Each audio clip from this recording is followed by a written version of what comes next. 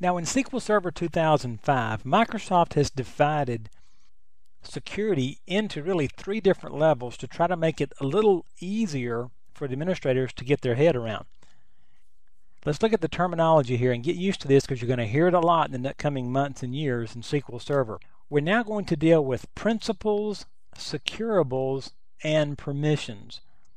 And by separating these into these 3 levels, it makes it easier for you to visualize exactly how security should be constructed and managed. So let's jump in first and talk about what exactly are principals. Well, a principal, simple definition, anything or anybody that can be given permission to access something. Okay, now that breaks down into 2 different types. There are indivisible principals, and those are like single identities, like a logon.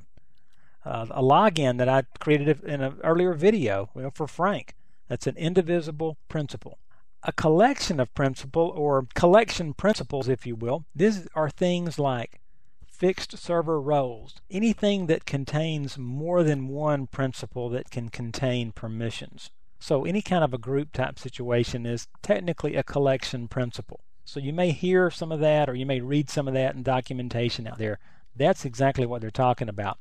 Well, there are 3 levels of principals that you need to be aware of in SQL Server. The first one is Windows level principals. The next one are SQL Server level principals, and this gets back to the logins, the authentication modes. Remember, the Windows authentication mode, those users that are being mapped in, and SQL Server logins.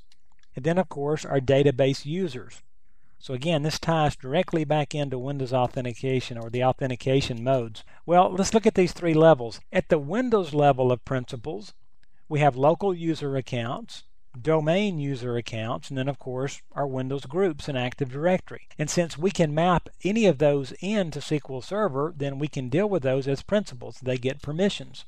The second one, SQL Server, we only have 2 here. We have SQL Server logins and SQL Server roles.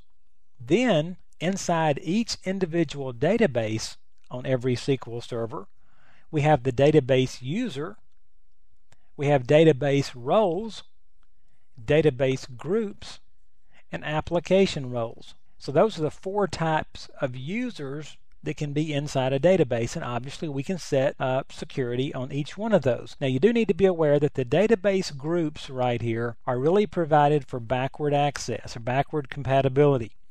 And Microsoft's going to suggest that you use database roles now to collect your principals at the database level. Don't use database groups. They're going to stop supporting those in future versions. So those are principals. So first step on security is, number 1, determining who needs to have security applied to them. Who needs any kind of permissions? Those are our principals.